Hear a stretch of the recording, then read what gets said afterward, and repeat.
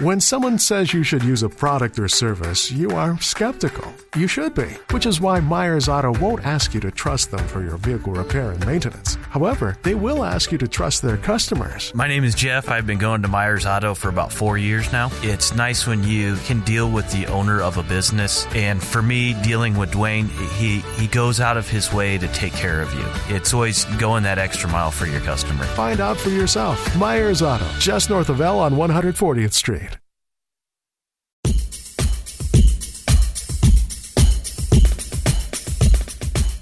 Hey everyone, welcome to this episode of 10 Squared. It's all about Mandalorian Season 2, or Chapters 9 through 16. I also like to call it Baby Yoda Steals the Show.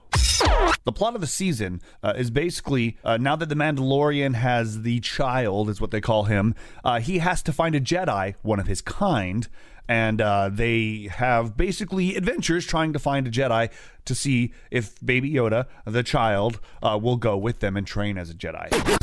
The acting was amazing. If you're not really into the Star Wars lore, they nailed this. They included a number of other characters from other shows. I believe in this order is how everybody was kind of introduced. They introduced Boba Fett's armor.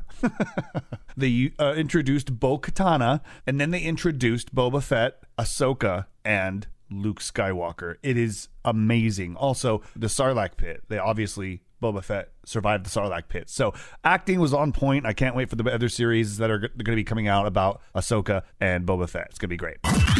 In Chapter 9, Mando is told that there's a Mandalorian on Tatooine. So he goes there and finds Boba Fett's armor on another guy. The character is Cobb Vanth is what his name was, and it was played by Timothy Olyphant. By the end of the episode, he gets Boba Fett's armor back, but he helped him out. He blew up a big old dragon. Okay, in Chapter 10, Mando's conned into delivering a passenger that's carrying a container full of her eggs to somewhere else in the galaxy. So some bad stuff happens. They get stuck. Some X-Wing guys come in, and the whole time, Baby Yoda, the child, is eating the eggs. It's hilarious. All right, Chapter 11, Mando runs into Bo-Katan, which is another Mandalorian from the Clone Wars cartoons. They have a fun time killing a bunch of stormtroopers. What we do find out is that Mando's Mandalorian way is the old way, and that's why he doesn't take off his helmet. And these young ladies, Bo-Katan and her colleague, which I can't remember her name, they take off their helmet, which apparently isn't the old way. We're still learning. Okay, Chapter 12. This one brings back old characters from Season 1, Gina and Apollo Creed. It ends, actually, with Mando finding out that there is a Jedi somewhere, and he's told where it's at, and he is now on his way to find this Jedi. Chapter 13, he found the Jedi. No, not really. Actually, if you're really into the Star Wars lore, you know Ahsoka is not a Jedi, and this is where he meets Ahsoka and helps Ahsoka try to get revenge. I don't want to say revenge so much as take out an old Clone Wars nemesis, and it's pretty badass. If you haven't seen the episode, it's Chapter 13. It's got Ahsoka from the Clone Wars, and she's going to be having her own standalone series coming out with Rosario Dawson, the actress. Now, the actress that plays her nemesis in that chapter, the one that played Morgan Elsbeth, is Diana Lee Inosanto. She is the grandchild of Bruce Lee. Pretty dope, huh? Oh, we also find out that the child and or Baby Yoda's name is Grogu. So that happened in Chapter 13 too. Roger. Now, Chapter 14 was called The Tragedy, and this is where Boba Fett plays a really big role and comes back. He helps Mando, and all with that happening, he does get his armor back, and he joins the cause for Grogu. Mainly because Mando's ship, the Razor Crest, got exploded by Moff Gideon. Yeah, it was pretty dope. We were all like, oh my god, not buying that Lego set.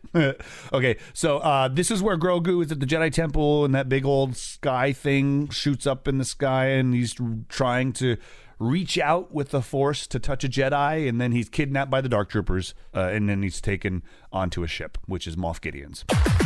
All right, Chapter 15 is called The Believer, and this is where all the characters from The Mandalorian meet up with Mando and the crew, and they fight a bunch of stormtroopers, they blow things up, and this is where they find the coordinates from Moff Gideon's ship to be able to find Grogu and rescue him. Also, by this point, Ming-Na Wen, who plays Fennec Shand, she was also in Marvel's Agents of S.H.I.E.L.D. She's a great actress. I'm so happy she's in this. She joins forces with Boba Fett and is now working with Boba Fett. All right, Chapter 16 is the finale. It is called The Rescue. This is where everybody plays a role in a sense, including a Jedi. But I won't get there yet. Let's start it off. First off, they found out where the baby was, and that was on Moff Gideon's ship. So Mando and the crew crash into the ship, which is really kind of a cool sequence. Then Bo-Katan, Fennec, and a couple others kind of distract everyone and try to make it to the bridge. And Mando sneaks out the back and then has to go and fight a dark trooper. Doesn't do so well. Jettisons all of the rest of them in space. They come back. They get on the bridge. They're about to die. There's a bunch of dark troopers sitting there. And what happens? A single X-Wing boards the ship. They call out. No answer.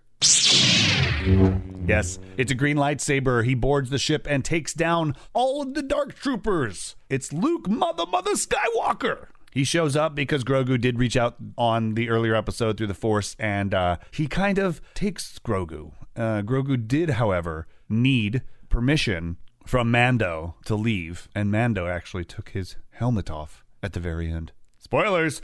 Anyway, make sure you do watch all the way past the credits because Boba Fett goes back to Jabba's old palace, kills the fat dude that used to be Jabba's translator, and then takes the throne. Now, the new show coming out, The Book of Boba Fett. I'm so excited. I would have to say my favorite chapter would be The Jedi, which was chapter 13, where Ahsoka shows up. She's not a Jedi, however, because she left the Clone Wars. But beside all that, Rosario Dawson kicked ass as Ahsoka, and I'm so excited for her series to come out. Also seeing Boba Fett and Slave One fly through the sky. I mean, that was so cool. And you were like in the ship. This is the first time we were actually like kind of in Slave One to more than just sitting as pilots. So that's kind of dope. And the funniest line of the whole show, when they want Boba Fett to take off his helmet and he goes, "Let's just say they might recognize my face." Classic. Where is Grand Admiral Thrawn? All right, my favorite actor or actress was Rosario Dawson. I am so excited. Have I told you that I'm so excited for the Ahsoka series yet? Yeah, you get it. All right, and on a ratings from 1 squared to 10 squared, I'm going to give this show a 10 squared because it is awesome. They set up this whole live action world of Star Wars that they can just pick and pluck people from and put them where they want, and it's so awesome. Thank you, Jon Favreau, for making this, and I can't wait for the next ones. All right, guys, that's the end of the show. Thank you all for listening. Make sure you go to thisisfunner.com to find out all my other podcasts and all the other projects we're working on. And find me on Twitter, Chris_Donovan. Catch you later.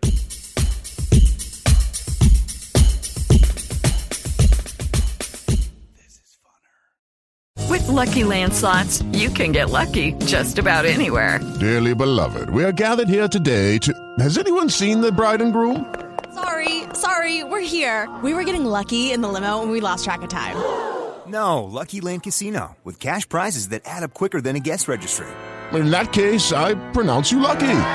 Play for free at LuckyLandSlots.com. Daily bonuses are waiting. No purchase necessary. Void where prohibited by law. 18+. Terms and conditions apply. See website for details.